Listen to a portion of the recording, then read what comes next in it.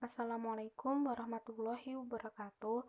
Kami dari kelompok 4 HKI 5A ingin menjelaskan mengenai pengadilan agama dan mahkamah syariah pada masa Orde Reformasi. Yang pertama, saya ingin menjelaskan mengenai penataan hukum acara peradilan agama pada masa reformasi.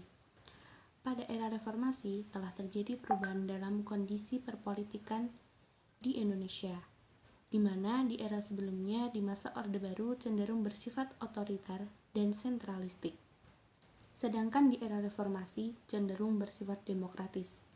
Di samping itu, sekalipun di era reformasi telah terjadi perubahan terhadap peradilan agama, namun masih menyisakan berbagai macam persoalan, baik menyangkut optimalisasi peran institusi atau kelembagaan, maupun menyangkut sumber daya manusia, terutamanya hakim. Gerakan reformasi pada tahun 1998 bertujuan untuk membentuk pemerintahan demokrasi Indonesia baru, termasuk di bidang hukum.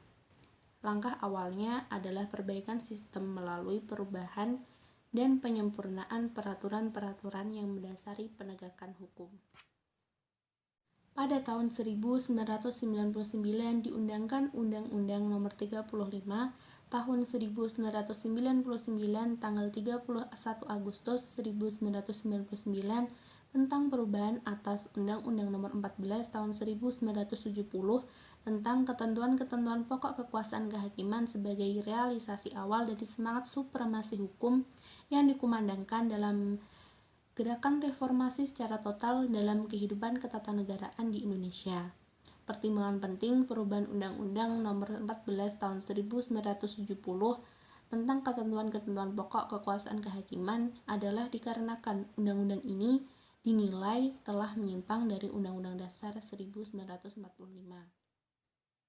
Reformasi hukum di bidang lembaga peradilan muncul dalam penerapan sistem peradilan satu atap di Indonesia yang melahirkan amandemen Undang-Undang Dasar 1945, yakni pada pasal 24 ayat 2 menyebutkan bahwa kekuasaan kehakiman dilakukan oleh sebuah mahkamah agung dan peradilan yang berada di bawahnya dalam lingkungan peradilan umum, lingkungan peradilan agama, lingkungan peradilan militer, lingkungan peradilan tata usaha negara, dan sebuah mahkamah konstitusi. Kemudian Undang-Undang Nomor 48 Tahun 2009 tentang kekuasaan kehakiman dalam pasal 18 menyebutkan bahwa kekuasaan kehakiman dilakukan oleh sebuah mahkamah agung dan badan peradilan yang berada di bawahnya dalam lingkungan peradilan umum, peradilan agama, peradilan militer, dan peradilan tata usaha negara.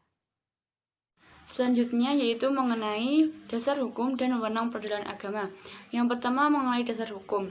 Pada era reformasi, keberadaan peradilan agama selain didasarkan pada peraturan perundang-undangan yang telah ada sebelumnya, juga terdapat peraturan perundang-undangan yang menjadi dasar hukum keberadaan peradilan agama dan kewenangannya. Peraturan perundang-undangan tersebut antara lain yang pertama Undang-Undang Nomor 35 Tahun 1999 tentang perubahan terhadap Undang-Undang Nomor 14 Tahun 1970 tentang pokok-pokok kekuasaan kehakiman di Indonesia.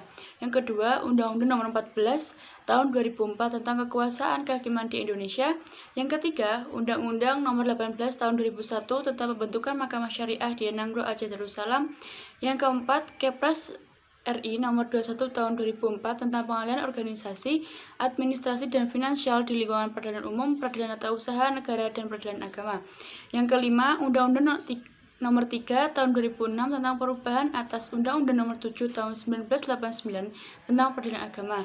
Yang keenam, Undang-Undang 1945 hasil amandemen pasal 24 ayat 2 yang menyebutkan bahwa kekuasaan kehakiman dilakukan oleh sebuah mahkamah agung dan peradilan yang berada di bawahnya dalam lingkungan peradilan umum,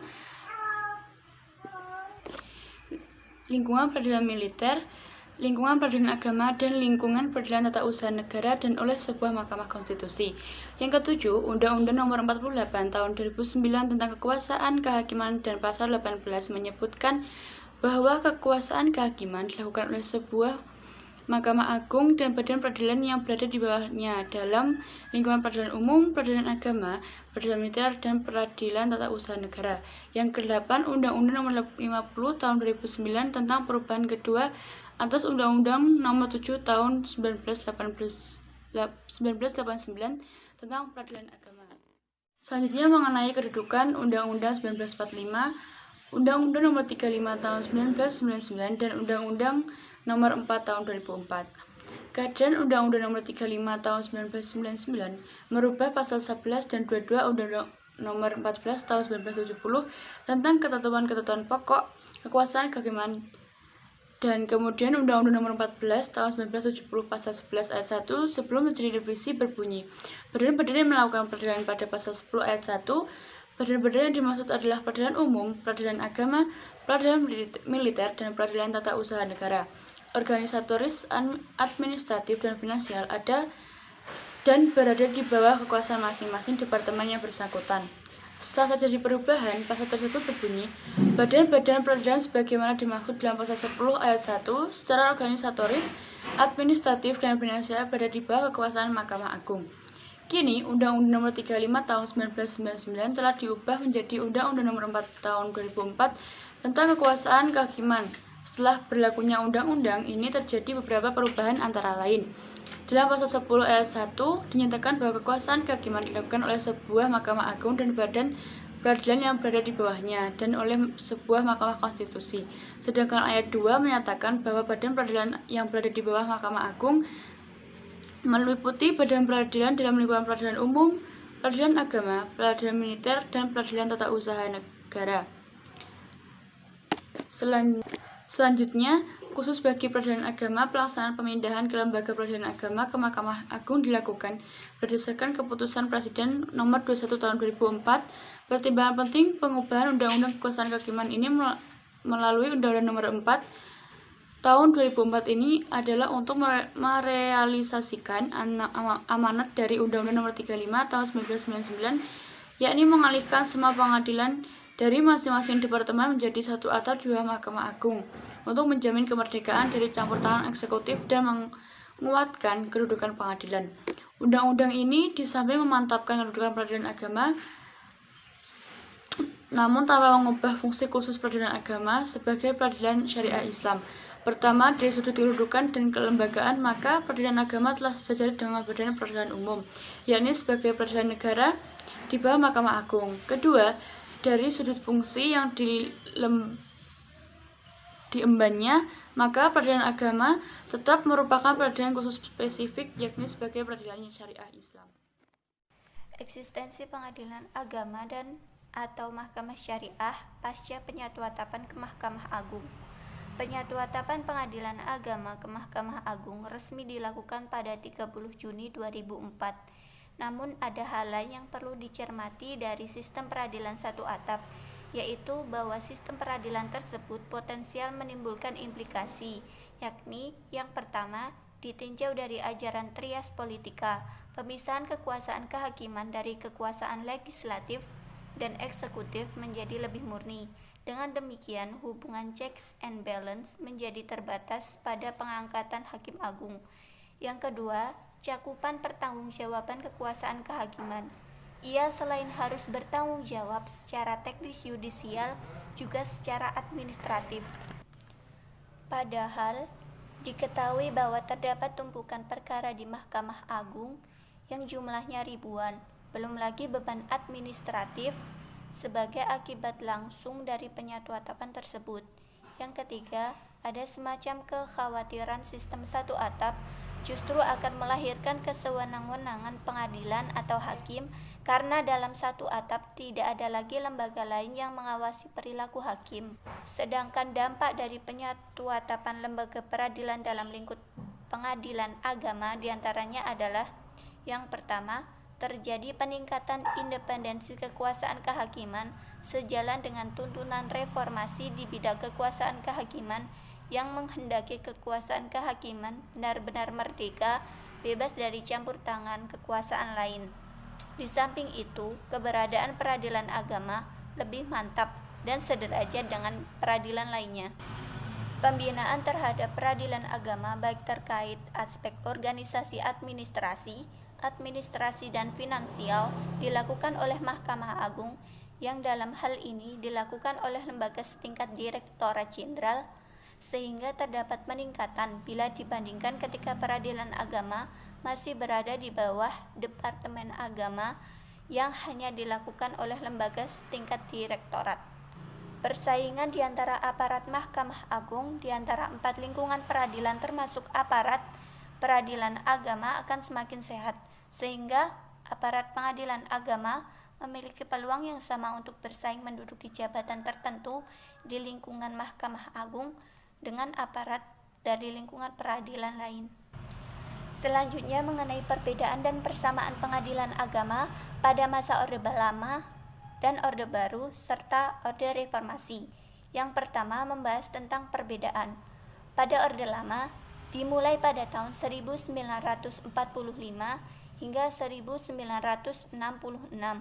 Teori reception masih menjadi beban pikiran para ahli hukum di Indonesia. Sistem pemerintahannya presidensial, pengadilan agama masih bergabung dengan pengadilan umum. Pada Orde Baru, dimulai pada tahun 1966 sampai 1998. Teori reception sudah tidak menjadi beban pikiran para ahli hukum di Indonesia. Sistem pemerintahannya otoriter dan sentralistik. Pengadilan sudah berdiri sendiri. Pada Orde Reformasi dimulai pada tahun 1998. Peradilan agama dibentuk dengan keputusan presiden. Pengadilan Tinggi Agama dibentuk dengan UU. Organisasi, administrasi, dan finansial Pengadilan Agama dan Pengadilan Tinggi Agama diselenggarakan oleh Mahkamah Agung. Peradilan agama berkedudukan sebagai salah satu unsur penyelenggara negara di bidang yudikatif di bawah Mahkamah Agung berdasarkan Undang-Undang Dasar 1945 sebagai dasar konstitusional. Peradilan agama berfungsi sebagai salah satu unsur pelaku kekuasaan kehakiman menurut Undang-Undang Dasar 1945 Pasal 24 dan Undang-Undang Nomor 48 Tahun 2009. Peradilan agama berada di bawah Eselon 1, Direktorat Jenderal Peradilan Agama, Mahkamah Agung Republik Indonesia. Selanjutnya mengenai persamaan Orde Lama, Orde Baru, serta Reformasi.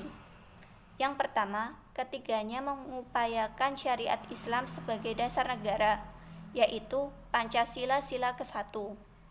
Yang kedua, ketiganya menjadikan salah satu badan peradilan yang melaksanakan kekuasaan kehakiman. Sekian presentasi dari kami. Apabila ada salah, kami mohon maaf. Wassalamualaikum warahmatullahi wabarakatuh.